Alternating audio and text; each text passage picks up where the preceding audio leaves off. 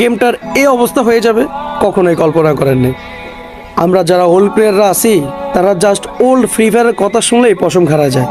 আগের সং, আগের game play, hip hop দেখলে এই মামা হিপ হপ পড়ছে, একটা স্ক্রিনশট মার, ক্রিমিনাল পড়ছে। আরে বন্ধু আজকে শুক্রবার, ডকটেক পূরণ করতে হইব। তুই খেলোস নাই, তোর কাস্টম পাবি না, তোর গিল্ডে কিক মারা দেবো রাত 12টার দিকে, শেষ, তুই আর কাস্টম পাবি না। বন্ধু তুই শনিবারের কাস্টম পাইছিস না, তোরটা আগে বানা, আমি পরে বানাবো। এমন দিন গেছে কাস্টম না পাই, একটা কাস্টম 50 থেকে 100 টাকা দিয়ে কিনে খেলছি আমরা ফ্রি ফায়ারটা। আজকে এই ফ্রি ফায়ারটার কি অবস্থা, 24 ঘন্টার জন্য কাস্টম দেয়, আনলিমিটেড কাস্টম দিয়ে রাখলেও কেউ খেলে না। গেমটা আগের মতো নাই ভাই, কিচ্ছু রেয়ার নাই ভাই।